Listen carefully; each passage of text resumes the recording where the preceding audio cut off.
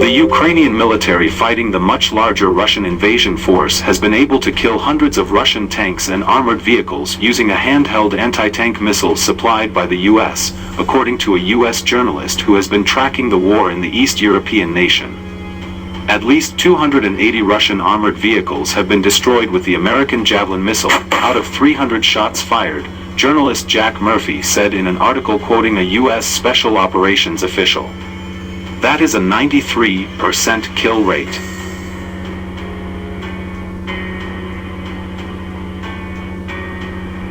The Javelin, made jointly by Raytheon Missiles and Defense and Lockheed Martin, follow a flight path that hits targets from the top, where the armor is relatively weaker. Almost every tank armor is thicker on the sides, but the top is known to be weaker, and that is where the Javelin missile strikes. The Javelin can also be fired in a straight flight path mode, if needed. The first shipment of Javelins arrived, in Ukraine, in 2018, the weapon systems along with a training and sustainment block, called the Total Package Approach, totaling somewhere around $75 million, quoting the US military official. A single soldier can carry and operate the Javelin, though more hands would be needed to carry extra launch tubes. When Russian armored columns entered urban areas in Ukraine, their tanks became more vulnerable to Javelin hits if they didn't have infantry support.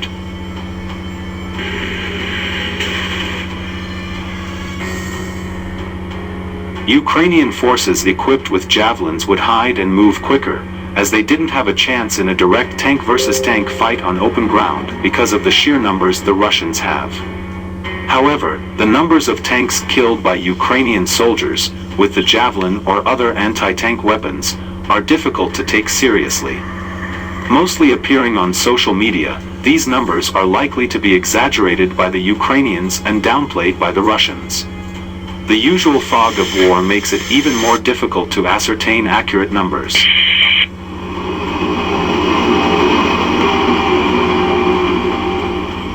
Three days after the Russian invasion started in Ukraine, US President Joe Biden had instructed the US State Department to release up to an additional $350 million worth of weapons from US stocks to Ukraine, which had been asking for the anti-tank Javelin and anti-aircraft Stinger missiles.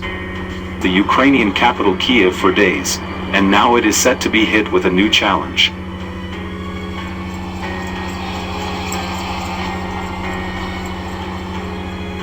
A cold snap is set to plunge Ukraine into freezing temperatures, with forecasters predicting the next few days could drop to a frosty -10°C with snowfall. However, on Wednesday the Eastern European nation could see temperatures plummet even further to -20°C, bringing new difficulties to the Russian army's 40-mile-long armored military convoy, as well as displaced Ukrainians attempting to flee their war-torn homes.